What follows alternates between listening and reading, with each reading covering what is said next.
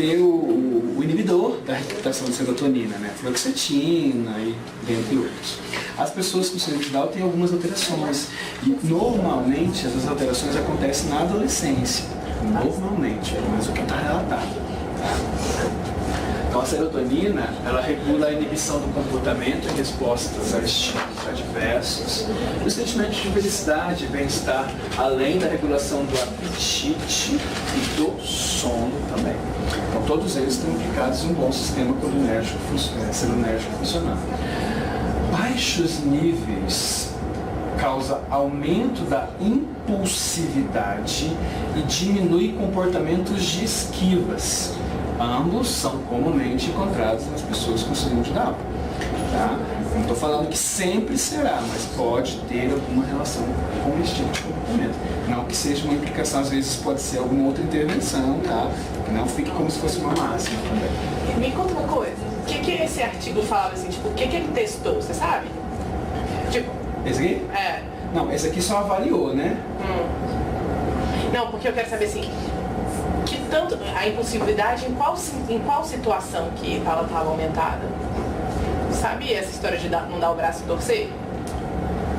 Você briga com o menino e ele não te dá o braço e torcer? Ah, sim, que a gente está conversando. É, não é um caso de impulsividade, mas é um comportamento inadequado, não é? Não tem nenhuma relação nisso nesse texto que você disse, não? Pode ter, não, mas no caso aqui é uma impulsividade recorrente, né? Daquela que a gente não tem controle nenhum, que acaba que você, mesmo intervindo, aquilo não melhora. Pelo menos eu vejo nesse sentido, mas vou ser sincero, às vezes as outras frentes de ação, de controle desse comportamento é a principal. Aqui no caso desse artigo ele só mostra que diminui a serotonina e eles regulam porque as pessoas usuais quando têm menos níveis de serotonina têm esses tipos de comportamento. Então eles fazem um link nem sempre é direto, né? O que a gente está realmente tendo da resposta. A superexpressão do gene SOD1, que é a superoxidase, em neurônios em cultura, mostrou levar a uma falha significativa na incorporação de serotonina. Isso a gente está fazendo um teste em cultura, então a gente não tem essa implicação realmente se isso acontece lá nas pessoas com síndrome de Down. Então, mas tem uma chance de que, como elas têm essa sódio mais aumentada, se implique um problema de incorporação menor dessa serotonina nessas células. Às vezes valeria a pena então dar um IRS para todo mundo, para tipo assim, na grande massa, né? Então, é assim, porque é muito frequente, né? Distúrbio alimentar regula o apetite, distúrbio do sono regula o sono, sim. Distúrbio de comportamento ajuda a regular o comportamento. Sim. Então, no SEDA, querendo ou não, vai ser um educador cerebral.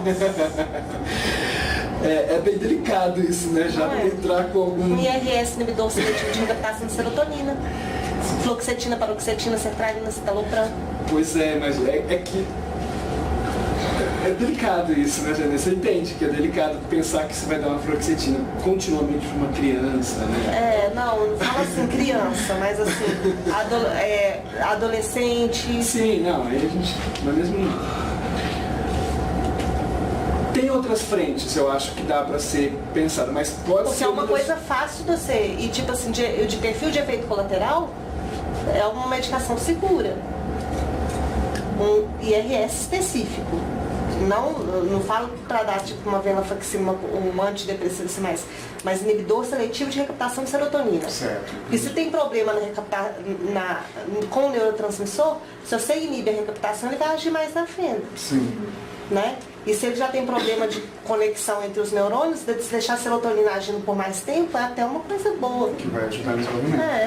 Então, isso que é o que foi feito. Eu não feito. vejo, tipo assim, eu não sei, eu também não tenho muita experiência, né? Agora que eu tô vendo mais pessoas até com síndrome de Down, mas eu não vejo quase ninguém usando. Não, eu já vi bastante gente que usa, em doses até um pouco maiores, mas é assim, a questão da fluoxetina, esse recaptador, eles fizeram, acho que mostrei anteriormente um teste lá com ratas, né, eles usaram e viram que a recuperação neuronal, por conta da ação da serotonina em maior tempo, claro, não tem uma resposta precisa, mas acreditam a isso, né, diz que houve uma recuperação da plasticidade, pelo menos na formação neuronal, muito grande. Por isso que em grupos americanos, tá, que eu acompanho, o uso da fluoxetina ao longo da gravidez é frequente para a mãe, é muito frequente, para tentar recuperar o máximo. Estou falando que eu já li, eu nunca vi nenhuma mãe grávida que toma fluoxetina, tá? Não, mas existe. Existe, mesmo sem ser com síndrome de Down, você tem um quadro depressivo, a fluoxetina é a mais adequada, né? Porque ou sertralina, né? Uma das difíceis. Mas no caso, assim, pensando no tratamento clínico para desenvolvimento neuronal do feto, assim, tipo, eu nunca vi. Eu já vi que mães grávidas já usaram, né? Então, já ouvi falar. É que o trabalho que a gente está usando de referência, eles usaram ratas e nas ratas eles tiveram um bom resultado. Usando fluoxetina, usando esse recrutador, né? Mas assusta muito, sabe? A gente tá caminhando assim, devagar, mas eu entendo o seu lado, assim, de que se a gente usa doses menores, se isso acontece frequentemente, existem outras frentes, porque tem uma questão bioquímica na própria produção da serotonina que é um pouco mais complicada. Eu vou tratar aqui, que pode ser uma das frentes, de início, antes de tratar diretamente da inibição. Né? Deixa eu chegar lá e a gente fala disso. Então, a diminuição dos níveis de serotonina, aumento nas pessoas com Down, né? Aumento dos seus metabólitos. O que quer dizer isso? Quando aumenta os seus metabólitos, quer dizer que ela está sendo degradada mais rapidamente. Diminuição dos níveis de transportadores de serotonina pré-sinápticos e o tamanho das células dos neurônios colinérgicos, né, no núcleo dorsal da RAF, têm sido relatados nas pessoas com síndrome de Down. Todos eles atrapalhando um pouco esse sistema colinérgico, serotoninérgico. Todos esses estudos sugerem que o sistema serotoninérgico sofre desregulação significativa em pessoas com síndrome de Down. E hoje existem algumas frentes como entrar com os metabólitos que o produzem. Tá? Um dos metabólitos que são essenciais para a produção da serotonina é o triptofano. Banana verde. A banana verde, o cacau. Que é muito rico em triptofano, né? Especificamente, o 5-hidroxitriptofano é o metabólito de partida para a produção de serotonina. Então, ou inibidores da recaptação, que é a fluoxetina e tem vários outros, né? Então, às vezes uma frente de ação é entrar, que há uma indicação de entrar com algum alimento rico em triptofano para que haja uma produção maior. Na minha graduação tinha um professor que falava assim, como que é bom, né, um leitinho quente, morno, antes de dormir, o leite é riquíssimo em triptofano, produz aumento da serotonina, isso vai, né? Então, são frentes que podem ser utilizadas. Tá? O triptofano tem uma desagradável papel porque ele pode ser metabolizado por algumas quinonas meio neurotóxicas em grande excesso se você tiver com uma disbiose ruim.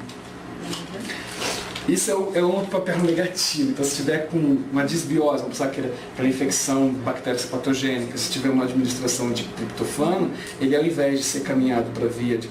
O mais interessante, que 90%, como a gente tinha visto, 90% da serotonina é produzida no sistema gastrointestinal.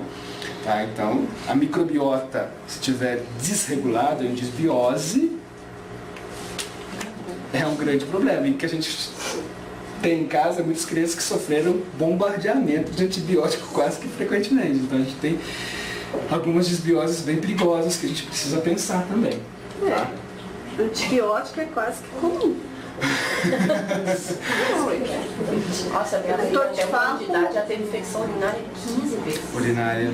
Aí assim, ela tomava, não sei se você for contar, e ela teve mais de uma vez por mês infecção urinária. Ela vivia com antibiótico. Aí um dia eu cheguei no consultório do pediatra, praticamente chorando, eu falei assim, eu não quero mais dar antibiótico pra minha filha, eu não aguento mais. Eu falei, tá sempre com isso. Aí ele virou e falou assim, não posso nem falar isso, mas vamos lá. Dá chá pra ela de quebra-pedra, compra coisa e vê lá o que eu não disse isso pra você, né? Você vai fazer. Não, eu fiz, ela nunca mais teve, agora eu não sei se foi como não, mas fiz ou se você deu maior quantidade de chá, foi só um problema então, porque ela segurava demais a orelha, então. Aí o chá. Mas até um ano, acho que criança de um ano, ela até um ano sim. consegue, segura? Principalmente fralda, né? A fralda é um problema para as crianças, né? As crianças não estão acostumadas a ter fralda, né? Então, isso é um problema, sabe? Às vezes tem crianças que têm mais dificuldades. Que nem o meu filho mesmo. Quando eu tiro a fralda dele, na hora ele faz xixi. Enquanto ele está de fralda, às vezes ele até reclama, ele não quer fazer. Nossa, sofremos demais. Então, varia muito. Mais. E aí a gente teve que entrar com profilático para ver se a infecção não voltava e não adiantava. Com profilático a infecção voltava. Eu sou contra os profiláticos. Pois é, aí eu falei, não, eu não quero mais, eu não aguento mais. Você esqueci um dia que vinha o trauma. Ah, meu Deus, esqueci um dia, ótimo. Perdeu tudo que tinha feito. E junto, só para, eu não coloquei aqui no slide, a vitamina B6 ela é essencial também, tá pessoal? Às vezes quando tem uma baixa quantidade de vitamina B6, sem a B6 o triptofano não é convertido em serotonina, então também diminui a produção de serotonina. Por isso que em geral há uma associação dos dois quando faz algum respaldo nesse sentido. Já falando, acabamos de falar de serotonina, vamos falar um pouco da microbiota, né? Então, o que a gente entende de microbiota? Antes eu usava o termo flora intestinal, porque alguns micro-organismos acreditavam que faziam parte de plantas, que era do reino vegetal, e aí ficou com essa ideia de que era uma flora. Mas não é flora, não tem planta lá dentro. São micro-organismos. Então o termo adequado é microbiota, que é um ambiente rico de micro-organismos. Uma pessoa de 70 quilos, um adulto, tem em média 3 quilos de bactéria no organismo. Então, por que a gente tem essas bactérias, esses micro-organismos? Nós, ao longo da evolução, sim, a gente tem uma grande quantidade. Eu sou uma bactéria. Nós, pessoal, ao longo da evolução, nós delegamos muitas das ações metabólicas para elas. Então a gente criou um sistema de dependência. Nós hoje dependemos de parte da nossa digestão e da produção de bactérias, produção de metabólitos, absorção para a microbiota intestinal. E hoje se tem muitos apanhados, teve uma revisão muito interessante da Nature Reviews há pouco tempo, tratando sobre o tema, mostrando até aspectos de biopsico, dos metabólitos produzidos a partir da microbiota interferindo no comportamento das pessoas. Muito interessante. Se quiserem eu também mando para vocês. Assim, nós sabemos que nós temos maior chance de desenvolver, de dar antibióticos. Esses antibióticos, em geral, são dados via oral. E quando a gente dá um antibiótico, a gente está matando tudo, né? Tanto bactérias boas quanto bactérias ruins. Né? Ela é anti tudo, tá? Então a gente cria um ambiente que é chamado de disbiose, no qual as bactérias boas morrem e as patogênicas também. Porém, quando cessa o antibiótico, sempre as patogênicas elas têm uma tendência maior de rapidez de proliferação. Então elas proliferam muito mais rapidamente e elas tomam o lugar das boas bactérias e acabam surgindo vários inconvenientes a partir disso. E aí a gente tem várias implicações ruins que surgem a partir dessa microbiota completamente defasada. Tá? A microbiota, pessoal, para vocês terem uma noção, ela é formada principalmente a partir do parto. Né? Quando a criança já passa pelo canal vaginal, ela fica em contato com várias bactérias da vagina da mãe e a partir disso a primeira introdução de bactérias naturais que elas vão precisar ao longo da vida. Por isso que tem outro papel do parto natural que ajuda um pouco mais nesse desenvolvimento. Né? A microbiota é importante em absorção de nutrientes, minerais e vitaminas. Então, se não houver bactérias adequadas, por mais que às vezes vocês tenham uma alimentação adequada, às vezes até suplemento, esses componentes eles vão ficar muito bem disponíveis. E aí você vai ter, mesmo a força, poxa, mas eu dou tanto disso para ele, ele não tem. Dou tanto zinco, dou tanto B12, não tá tudo baixo. Um dos fatores que estão intervindo, totalmente, é a microbiota intestinal. Produção de neurotransmissores e psicobióticos. Essa aqui é uma das revisões muito interessantes que eu vou passar para vocês. É esse que é o trabalho que você falou? Isso é uma revisão da Nature bem bacana. estão implicados, olha que interessante, na produção dos hormônios da tireoide, do crescimento do paratormônio. Eles não são diretamente, é claro, mas eles interferem indiretamente na produção desses hormônios. Tá? Resposta imunológica a partir da microbiota intestinal, principalmente de problemas respiratórios. Poxa, mas o que a microbiota intestinal tem a ver com a via respiratória? Tem tudo a ver. Existem boas revisões mostrando a ausência de alguns micro-organismos provocando um maior aumento da incidência de infecções recorrentes respiratórias. E eu não estou tratando nem de síndrome de Down, estou falando de exames, estudos clínicos longos que mostram que a reposição de alguns micro-organismos adequados mostrou uma redução das infecções respiratórias exorbitantes. Tá? Então, às vezes, se está com algum problema, eu pensaria em usar alguns métodos naturais ou alguma reposição mais, principalmente para as crianças que foram bombardeadas com antibióticos.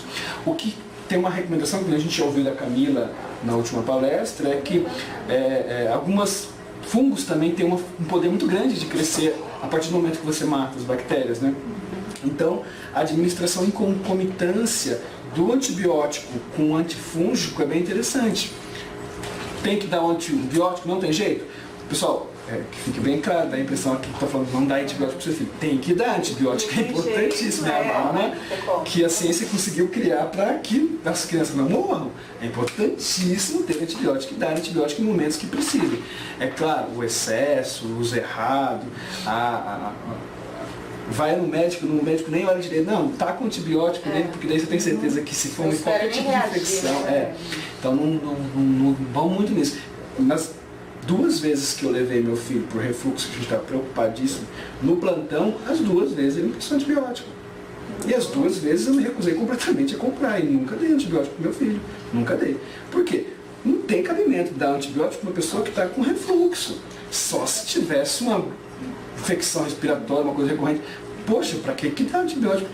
É uma forma assim de se livrar de um problema, porque se tiver alguma infecção ele se livra. Mas aqui, seu filho nunca teve aquele muco verde, não? Acho que não. Muco verde não. Nossa, que a Alice dessa vez, ela saiu de um processo de pneumonia no mês de agosto e tomou aquele injetável, né? Que ela tomou 7. Depois de 1 mês, o muco não veio, já veio verde. Aí entrou de novo o antibiótico. Verde. E ela está fazendo até fisioterapia respiratória, para ver se melhora essa questão.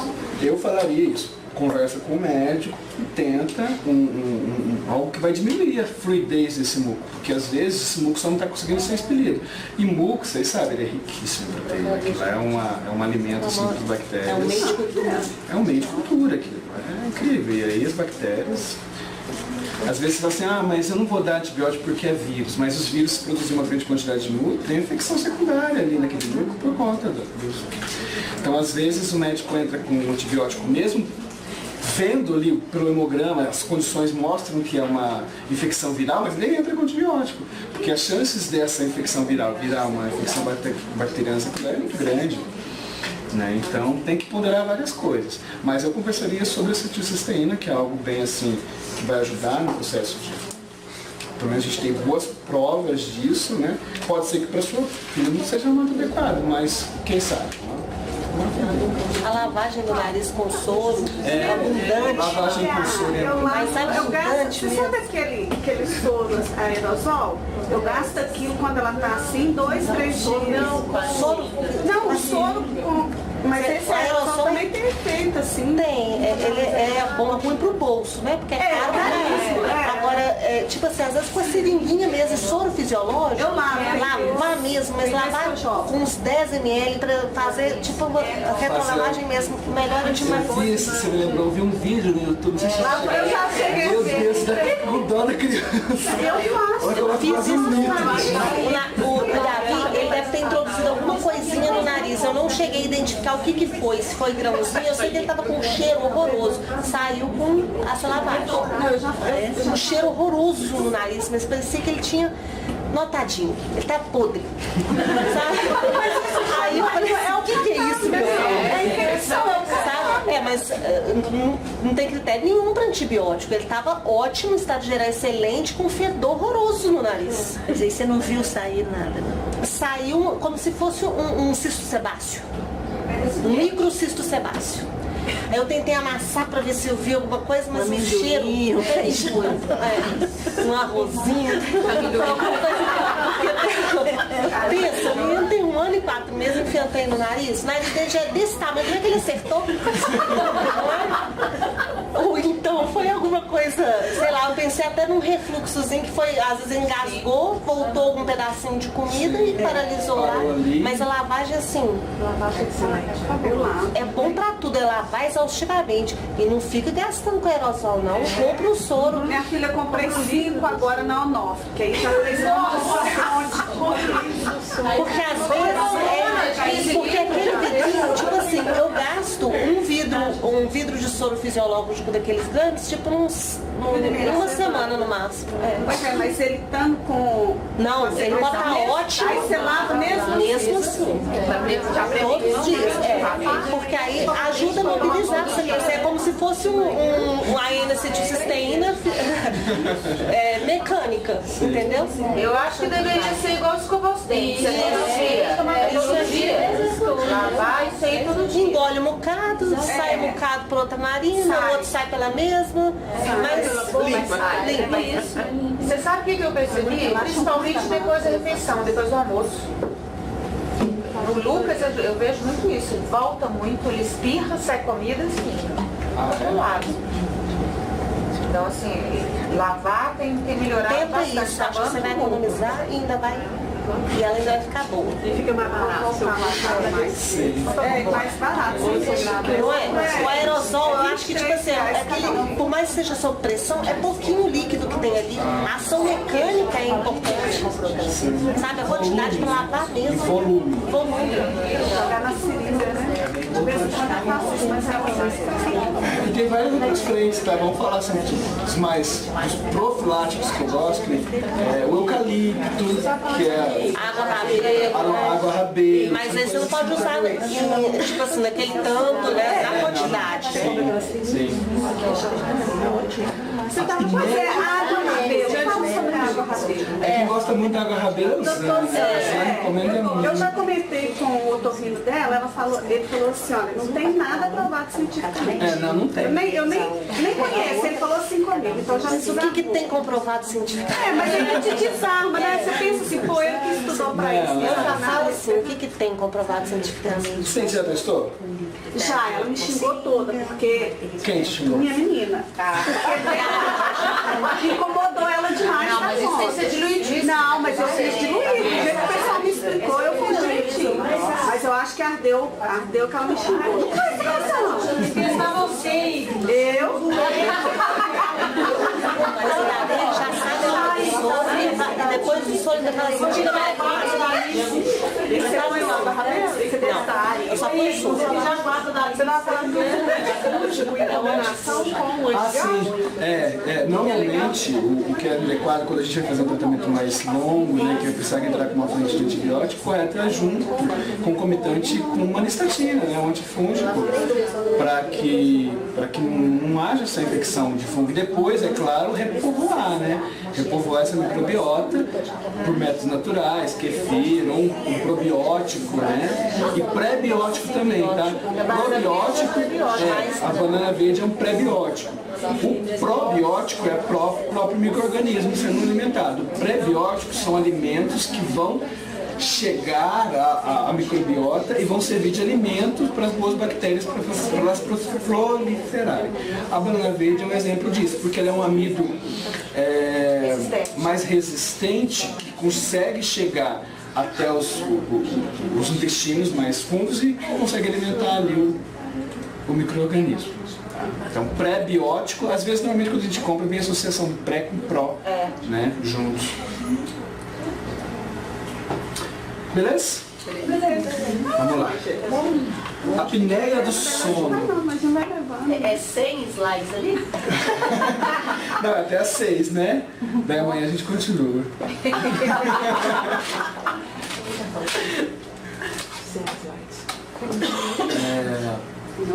escolheu 62 lá embaixo. Não, é ali o número só deste slide. A apneia do sono, pessoal, é um dos grandes implicadores na queda do desenvolvimento das pessoas com síndrome de Down. Tá? Existem pessoas que têm apneia e não se sabe, porque a gente não dá muito valor para o sono. Tá? O sono é crucial. A apneia, tanto obstrutiva, coloquei as duas aqui, obstrutiva e central, tá pessoal? Depois eu corrijo. A mais comum é a obstrutiva, mas existe também a central.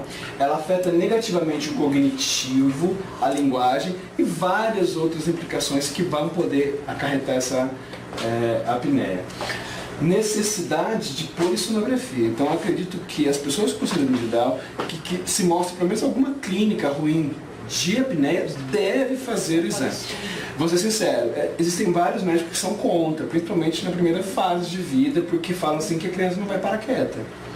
Porque é complicado. Eu fiz com o meu filho, não tem foto aqui, eu tirei uma foto dele durante. Você fica com dó, assim, porque a criança enrola uns panos na cabeça para parar os eletrodos, parece que ela sofreu um acidente, gruda eletrodo por todo o corpinho dela.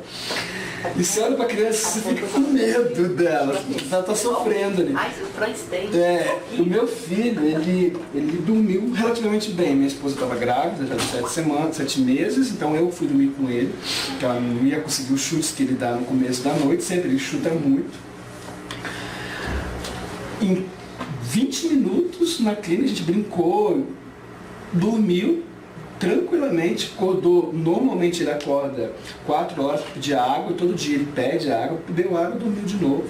Não tivemos nenhuma intercorrência, ele fez o teste normal, a gente teve um resultado, se ele tem ou se não tem. Eu falo isso, experiência do meu filho, eu sei que para muitas crianças é difícil, tem crianças que não aceitam, ainda mais grudar, que no caso dele a gente usou uma estratégia de grudar os eletrodos mais esparsos, assim, antes dele dormir, depois que ele dormiu a gente complementou com os eletrodos que precisavam. Tá? Então, é meio único. Então existem médicos que falam assim, não adianta fazer, não vai dar certo. Não vai dar certo, a criança não vai parar. Aí se a criança não para, não fica um resultado adequado, porque daí se mexe demais, esgruda esses eletrodos, tem tudo. Aí a câmara de oxigênio lá solta demais. Então, cada um é único, então não vou falar que é certo, que vai dar certo para todo mundo, mas eu acho que vale tentar, né? Se talvez dê certo, então eu tentei, deu certo com o meu filho, então pode ser que dê. Mas eu conheço alguns bons médicos lá na minha cidade, que já falei para outras famílias fazer, porque a gente vê que a criança está com um comprometimento muito grande. Não para com isso, vamos entrar em outras frentes, isso ainda é tão importante. Então isso vai se protelando e às vezes uma intervenção mais inicial que seria um bom resultado. O meu filho, a gente percebia que o sono dele não parecia, né? Parece que e a gente sempre questionava isso com o médico. E realmente eles não gostam de fazer isso. Não, eles não gostam, eles têm medo, né? Que a criança sofre demais. Quando a pessoa tem infecção demais o ano passado, a pediatra pediu que fizesse a cirurgia de amígdalas, porque na última infecção que ele teve não era de amígdalas, geralmente era de via respiratória superior. A amígdala dele, tomando antibiótico, a amígdala dele fechou. Nossa. Ela falou, não sei como é que ele está conseguindo comer, porque não tem espaço para passar nada. E ele estava comendo assim mesmo. E realmente, depois que a gente fez a cirurgia, nós fizemos em junho, ele dorme muito melhor e até a linguagem dele melhorou muito.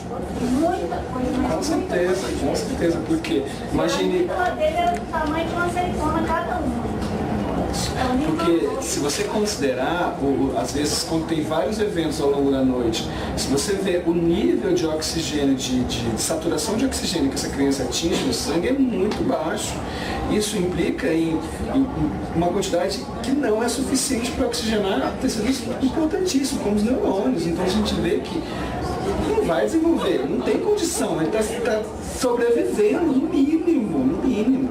Que nem a gente viu alguns, né, a Janaína me mostrou, 68% de saturação de oxigênio. Não, 24 de frequência cardíaca, foi o pior, tá? 24, uma bradicardia violenta. Imagina, 24 é quase o coração parado. Aí, mas eu não sei também, o material foi todo de adulto adaptado para uma criança. Aí é difícil, porque pode ter escapado do dedo dela. Bate Ela, frequência cardiaca. não é? Ela tava bloqueada. Pois é, então é complicado. Então o ideal seria o quê? Repetir? Eu mandei para um papa lá da Federal para ver o que ele acha. Mas eu tenho quase certeza que vai vir assim, sugiro repetir o exame. Porque eu achei meio discrepante, assim. Sim, provavelmente, bem provável. Né? E repetir. Talvez em outro ambiente, porque foi feito em casa, né? Fez em casa. Não sei.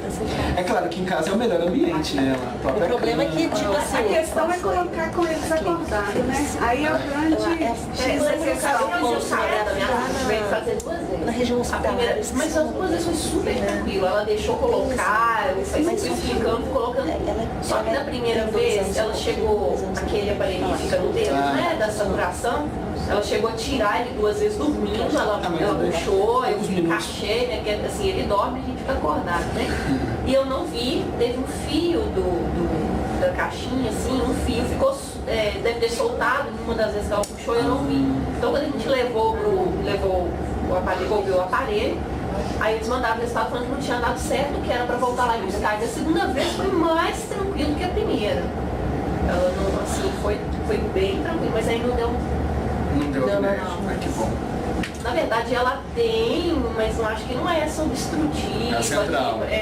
que não impactava em nada e a amígdala não é daquele tamanho cirúrgico, aí não vira motivo para Certo, entendi. cirurgia. Foi tranquilo em O que casa. a gente percebe nas crianças com síndrome de Down são essas posturas diferenciadas para dormir, né? Então a gente vê que esse aqui é desse artigo publicado que é bem interessante, que essas posições não usuais é para melhorar a oxigenação, né? É uma das maneiras que eles se ajustam para conseguir ter um melhor sono. Mas dormir desse jeito aqui é uma coisa assim complicada. Né? A gente tem as formas usuais, né? Supino, lateral. O que esse artigo tratava que eu achei interessante? Ele fala assim, se você observa que seu filho está nestas posições, ou em posições bem convenientes para dormir, é uma grande chance dele ter uma apneia obstrutiva, porque ele está tentando se desvencilhar dessa obstrução de alguma maneira. Então, fazendo essas... que ela dorme daquele jeito lá da primeira lá, eu vou lá e tiro ela, volto ela e passa um pouquinho, ela só volta para aquela primeira. Então são posições assim que para facilitar, né, a oxigenação, mas que é um indício muito grande de ter alguma obstrução. Então, necessidade de coronografia, necessidade de fazer uma avaliação para ver se tem Mas alguma... sabe o que eu acho assim, que ninguém às vezes pensa? Tipo, fica procurando amígdala e adenoide. Mas na hora que o menino deita, a língua cai. E não tem como checar. Não.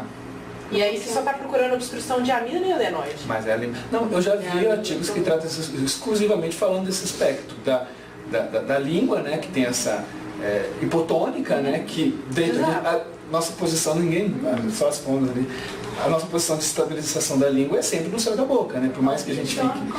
E as pessoas com Down não tem essa, então elas ficam com a língua mais para o meio. Até mesmo porque o céu da boca desce. O céu da boca lá E aí? Desculpa, falar céu da boca com uma fona. Não, eu também falo.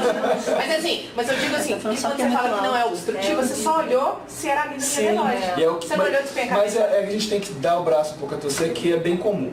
É bem comum. Sim. É bem comum. Mas quando você não achou esses dois, será que? Não, é claro. Essa própria posição que a criança fica assim, a língua já está para baixo, não está obstruindo. Tá? Então, quanto mais diferente a postura, maior a chance de ter apneia do sono. Tá? Melhora as condições anatômicas que atrapalham a boa respiração. Esse artigo publicado no ano passado. Então, pessoal, além da disfagia que a gente falou lá, que é importante de avaliar, a apneia é algo assim que...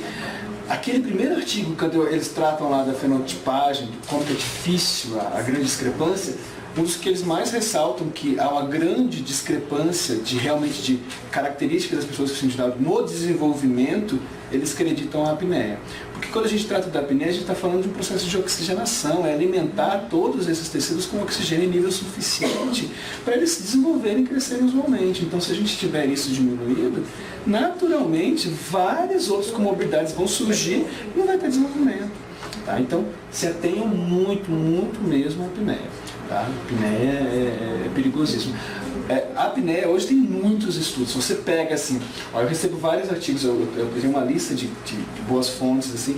A apneia, semanalmente, elas produzem assim, em média 50 artigos por semana. Estou falando de síndrome de Down, estou falando de todos. Tem muitas pesquisas sobre a apneia. Porque a apneia é muito frequente em toda a população. Não estou falando só da população com síndrome de Down, não. Falando de qualquer tipo de população. Obesos têm maiores chances, pessoas com imunologia fraca, tá? E as pessoas com síndrome de Down se enquadram, às vezes nas duas, na obesidade, às vezes tá? Então tem muito cuidado mesmo. Tratamentos. Existem vários tratamentos, né? A mais frequente, que é o que mais usam, é a pressão positiva de oxigênio, que é horrível, que você já deve ter ouvido falar. Colocam aquela máscara de oxigênio durante todo o sono, que vai jogando oxigênio, forçando oxigênio para dentro do organismo. Para adultos até que é viável, ajuda, tem muitos resultados que mostram, publicações que mostram bom resultado, mas imagine uma criança, o sofrimento que é ficar com isso durante toda a noite, né? Não ficam, usualmente não ficam, né? Removem, é complicado. Mas o que mostra hoje a ciência é que é um dos mais efetivos. É o mais efetivo para aumentar o oxigênio, a saturação de oxigênio no sangue, é o mais efetivo. Infelizmente é o que funciona assim, para a grande maioria, porque a gente tem vários níveis de apneia, né? Tem níveis piores e níveis melhores, mas para aqueles níveis piores, essa posição é um dos efeitos bons. A carbocisteína e a cafeína também já tiveram bons resultados, tem uma publicação deste ano que mostra isso. Melatonina, então a gente está tratando dos dois, tá? A gente está tratando, quando a gente fala de cafeína, a gente está pensando mais na apneia central, a gente está falando de obstrutiva, né? Que implica em alguma coisa. Já a carbocisteína, a gente está falando de qualquer uma, porque a carbocisteína, como a gente tinha falado ali, a carbocisteína ou N-acetilcisteína, ambos são antioxidantes, naturais, tá? Então eles diminuem o processo oxidativo que surge a partir disso. Na verdade, esse artigo de 2016 ele é bem interessante porque ele faz uma comparação entre a pressão positiva de oxigênio e o uso da carbocisteína. E eles viram que teve pouca diferença, então, naquele grupo, naquelas condições, tá? Então, muito melhor usar a carbocisteína do que a pressão positiva de oxigênio, que implica uma máscara, dentro ter um equipamento monstruoso que fica na sua cama. Tá? Então são frentes. Melatonina, porque a melatonina é um dos hormônios que a gente produz naturalmente ao longo do sono e as pessoas que têm uma tendência a diminuir essa produção.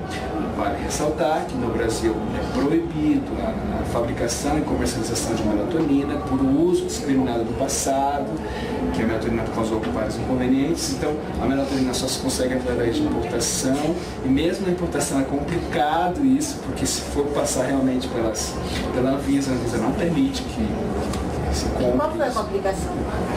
As pessoas usavam mais do que deviam. Ah, tá. Mais do que deviam. Ou em dose maior do que deviam. E aí foi proibido. Totalmente proibido. Não pode. Nenhuma farmácia de manipulação, nenhum. O excesso causa vários inconvenientes, né? O excesso de melatonina.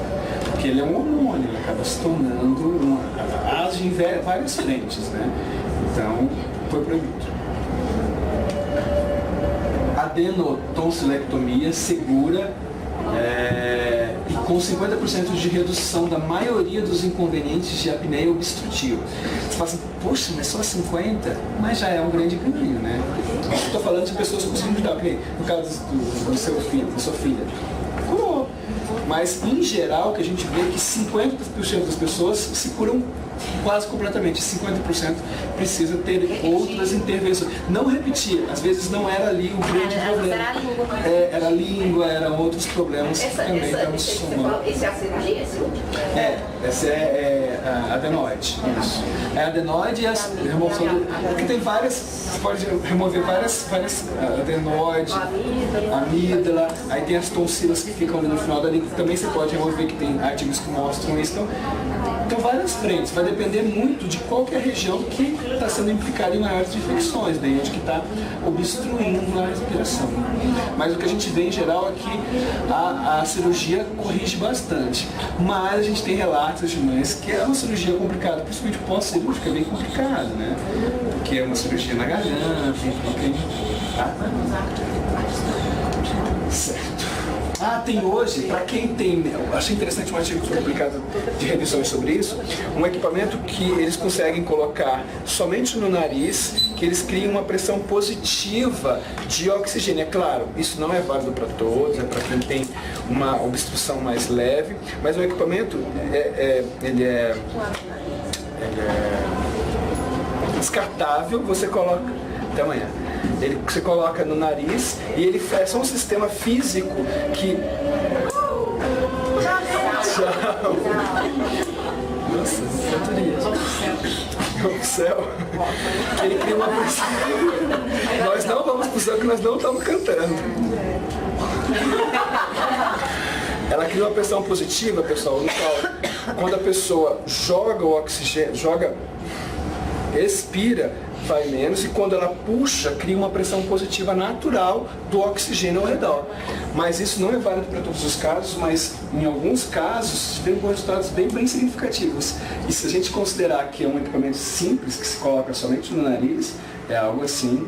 Tem outros mais interessantes, porque tem que com relação à posição. Tem gente que tem apneia, uma posição inconveniente, né, que se assume ao longo da noite. Tem equipamento que se coloca ao longo do corpo, que tiveram bons resultados, que ele começa a vibrar de acordo com a posição que você fique. E aí você se ajusta, porque você fica incomodado com aquela vibração. Como se fosse alguém te cutucando.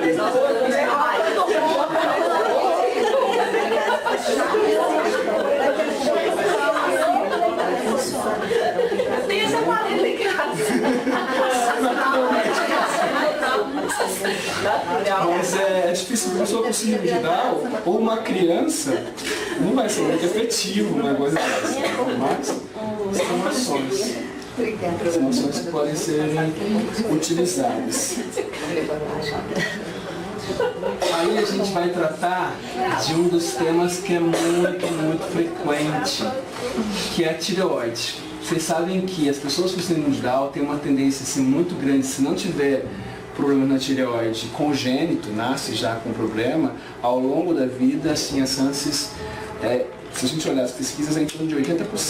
Então, 80% das pessoas com síndrome de Down, ao longo da vida, não estou falando da primeira infância, mas elas vão desenvolver algum problema relacionado à tireoide. Tá? Pode ser hipo, que é o mais convencional, o subclínico é o mais convencional, ou pode ser o hipertireoidismo, que é muito menos frequente, mas que pode acontecer. Como que acontece? Por que a tireoide é importante? A tireoide é uma glândula que está aqui, né, nessa região, e ela produz um hormônio muito importante, que é o hormônio T4. Que esse hormônio é um dos hormônios que tem receptores em muitas células. E ele é um dos grandes ativadores do nosso metabolismo. Ele tem implicações em vários metabolismos de todo mundo. Produz o T4 e ao longo dos tecidos esse T4 é convertido em T3, que é a forma efetiva do hormônio da tireoide. Mas isso acontece, a tireoide produz um pouco de T3, mas a efetividade dele acontece em geral nos órgãos de ação, que é onde que forma o T3. Depois a gente vai discutir algumas frentes de ação aí. Funciona o seguinte, esse hormônio aqui, que é o DRT, tireotropina estimulante, é produzido e estimula a hipófise a produzir o TSH, que é o hormônio que estimula a tireoide. Quando esse hormônio chega na tireoide, ele estimula ela a produzir o T4 e um pouquinho de T3, mas na grande maioria o T4. Esse hormônio é secretado e ele regula inúmeros metabolismos e metabolismo basal, tá, dessas pessoas. Por isso que uma das grandes causas da obesidade hoje é por hipotireoidismo. A população brasileira, todo mundo. As pessoas com síndrome de Down, elas têm vários problemas na tireoide, sendo o principal o hipotireoidismo subclínico. O que é essa coisa de subclínico? O hipotireoidismo normal, assim, que a gente tem, é quando há uma diminuição na produção de T4. Tá? Tem menos T4, menos necessariamente o T3.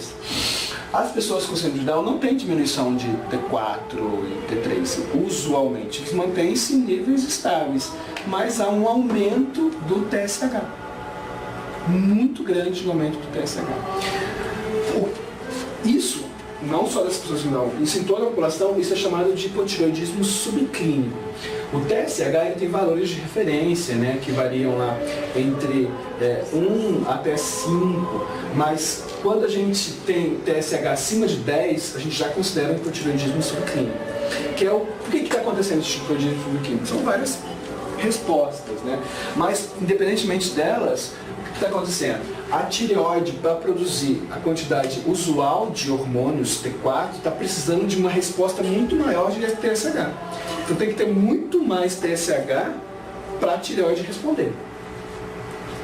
Isso a curto prazo, assim, por isso que a grande maioria da clínica médica não trata hipotireoidismo subclínico. Por quê? Porque ainda está produzindo hormônio T3 e T4 em níveis suficientes. Não está implicando em nada. E eles só tratam acima de 10, quando tem uma grande quantidade de TSH. Isso às vezes tem gente que nem trata, espera às vezes um tempo. O que isso pode acarretar? Se está aumentando a quantidade de TSH para a tireoide responder, isso a longo prazo pode sucumbir em uma grande hipotireoidismo usual, que daí o hipotálamo não vai conseguir aumentar mais a quantidade de TSH e isso vai provocar um problema recorrente, no qual vai ter que aumentar constitutivamente mais TSH e a glândula tireoide não vai responder a isso.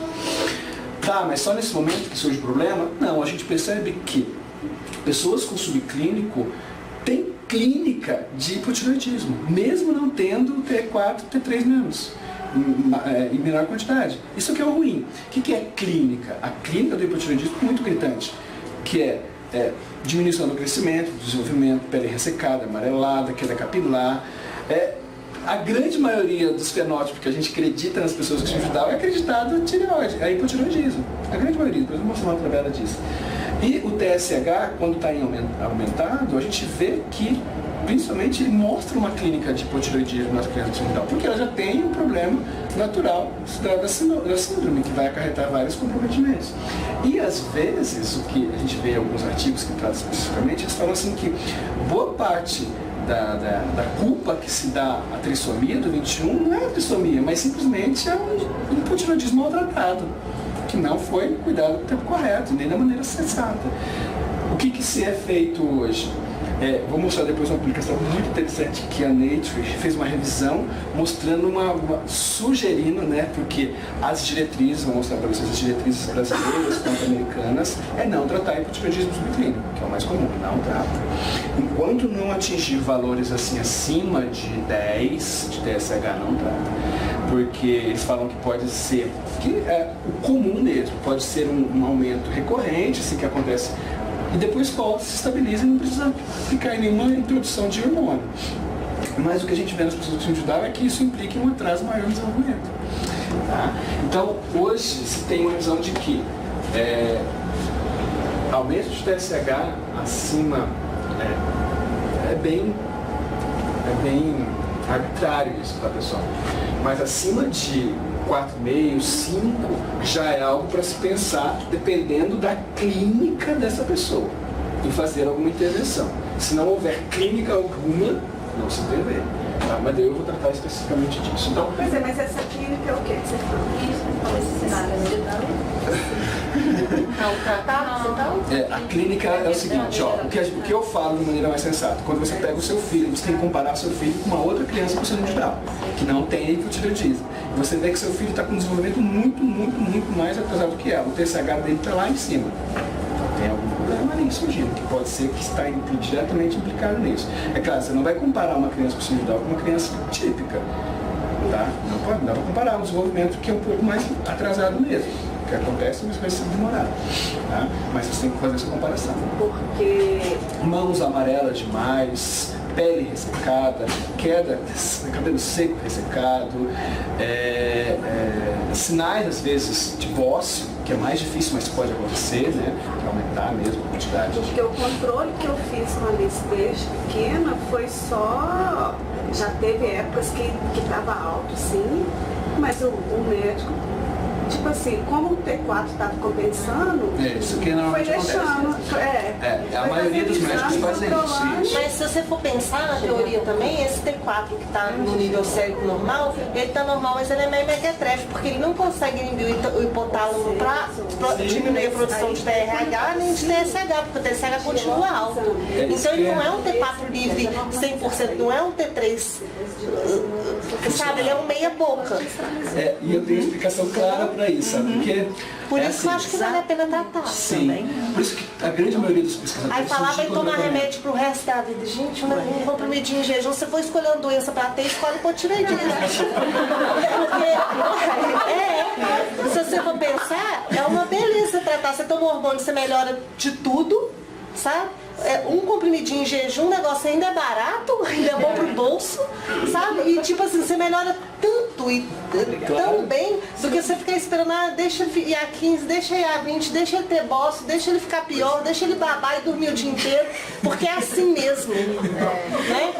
Não, aí, dá uma coisa pra dar uma turbinada, ajudada, já tem um metabolismo todo comprometido. Aí eu pego a glândula mestra do metabolismo do corpo, que já não está funcionando grandes coisas, que é fácil você dar uma turbinada nela, e vou esperar que o TSH, né? Aí eu sou totalmente contra, eu sou a favor de tratar mesmo. É um pensamento mesmo que a gente vê no próprio Dr. Zan, que é um dos clínicos bastante que no geral, ele trata. Se houver um aumento maior, ele trata. Ele trata em concentrações menores, ele é mais cauteloso, mas ele trata. Tá? Então a gente percebe isso. Mas a grande maioria dos médicos, por quê? Eles não, de certa forma, não estão errados por quê? Guideline. Porque não tem como fazer tratamento e às vezes, tipo assim, é muito mais fácil você administrar sintoma em quem não tem síndrome de Down. Mas você já pegou as diretrizes? As diretrizes médicas brasileiras mandam não tratar. Não tratar TSH enquanto não chegar a 10. Isso é a diretriz está recomendando. Então, agora tem se o T4 tiver legal, aí que eles não tratam mesmo.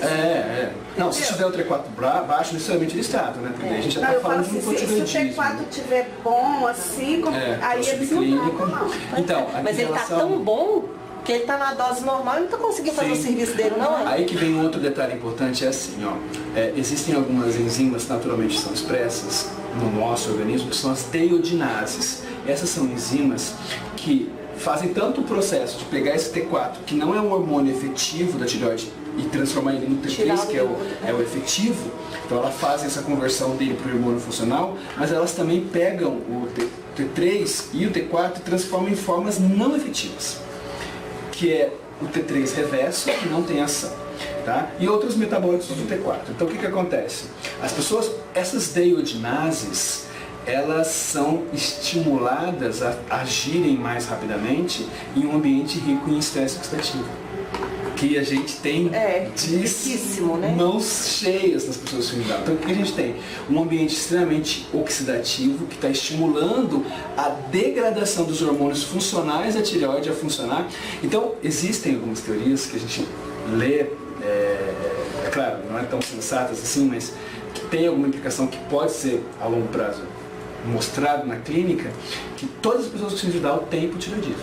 Não hipotireoidismo que a gente reconhece a partir dos níveis séricos de T3 e T4, mas o hipotireoidismo efetivo nos órgãos. Porque um dos principais órgãos que vai converter é o fígado. Então, avaliou-se o fígado de pessoas com síndrome de Down e viram que o nível de deiodinase é muito expresso em uma quantidade muito grande. Então, fala assim, poxa, então ele está com hipotireoidismo localizado aqui, porque se esse fígado está transformando o hormônio efetivo em hormônio não efetivo, poxa, ali não está acontecendo. E tem outros que vai mais além, que diz que intracelularmente esses hormônios não estão tendo a efetividade dele, por mais que estejam em níveis bons, adequados, e acreditam que isso é o que dá um dos outros fatores, né, que se somam que dá o atraso no desenvolvimento, os problemas de pele, as outras questões que estão também implicadas na síndrome de Down.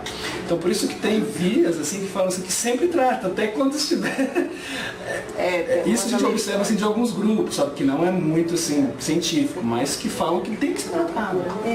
Análises dos hormônios da tireoide em síndrome de Down são feitas, mostram o que? São comparados os hormônios, o T4 e o T3 de pessoa com síndrome de Down e T4 e T3 de pessoa típica. Você fala em quantidade? Não, Molecular. análise molecular. O que se tem é isso, é que sempre análise das enzimas que fazem essa conversão, que é as deiogenases, e já tem comprovações que elas são estimuladas a ter uma atividade em ambiente mais oxidativo, tá?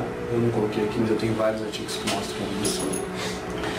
E há uma sugestão, mas não se tem uma pesquisa que mostra efetivamente que há uma maior conversão de T4 de uma forma não funcional. O que a gente sabe? O T3 reverso, que é um dos formas não funcionais, é em geral maior nas pessoas com síndrome de Down.